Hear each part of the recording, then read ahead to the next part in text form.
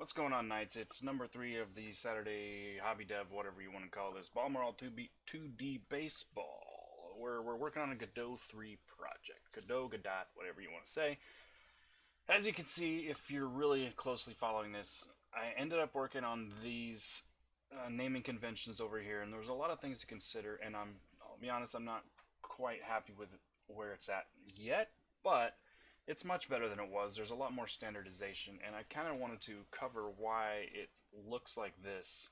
If you went back to the previous video and looked at the main menu scene, you would see all kinds of different naming conventions going on, and I kind of wanted to cover what those naming conventions are in the programming world, and I'm sure there's a lot more than what I will cover, but I just wanted to kind of show a couple and try to explain why I made it look like this.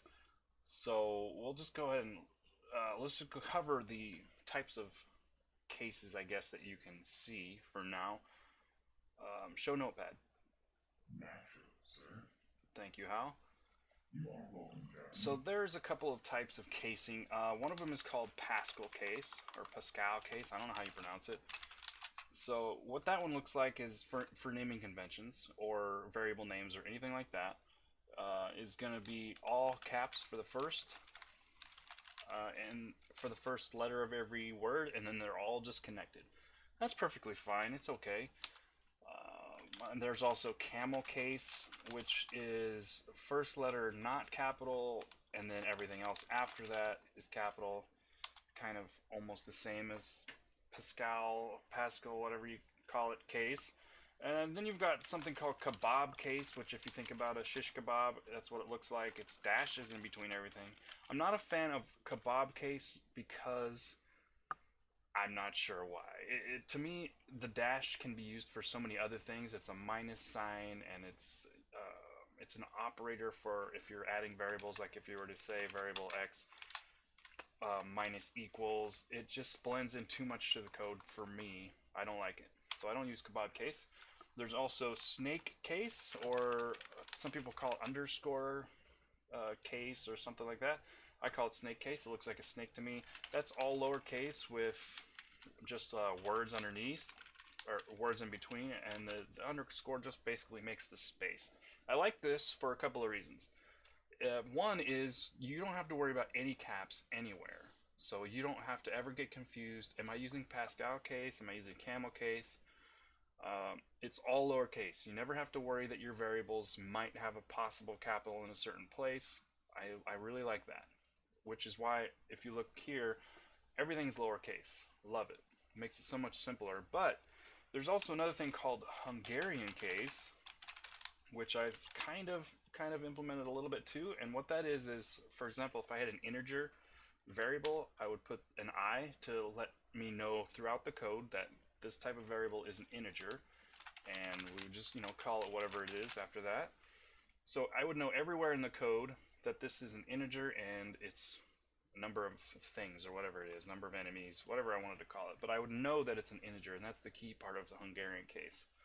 So what I've done for me, and we'll see how it works out, I've kind of used a combination of snake and Hungarian because I like the no caps of snake. I'm calling this cob case for obvious reasons. And what it is, for example, if I had an integer with called number of things, I would just call it integer number of things. Whoops, I got a kebab case going on in there. So this will tell me no matter where I'm at in the code that what I'm dealing with is an integer, and that's the name of the variable. It's very easy for me to read it, and I know I'm getting more information than just the variable name. It's kind of a work in progress. It's a method that I used back in the Visual Basic days to label certain elements. For example, if I had a label on the screen, I would call it label menu or something like that. And this was my kind of shortened Hungarian case type thing. So I like that because it tells me no matter where I'm at in the code, if there's 20 different particle systems going on, I know that this one right here is the UI particles that I'm working on. Now, it's okay. It's not perfect, and if you lined up 100 programmers and made them look at your coding style and your naming conventions, there definitely would not be a unanimous opinion about it. Everybody's got their own different way. This is the way I like it for now. The only thing that bothers me a little bit is that this UI is repeated all the way throughout. It seems kind of redundant to me, but it's okay. It's much, much better than what we had.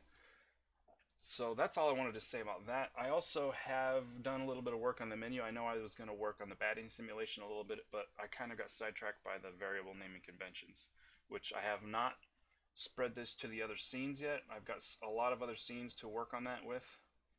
The main menu is the only one that I fixed so far. But I did also do some work on, let's just run it. I did some work on the options screen. I added the ambience volume slider, which, if you notice, the volume will actually slide correctly now. It's not restarting every single time, and that was a really simple flag. Let's do the music. Same thing with the music. It's much smoother now.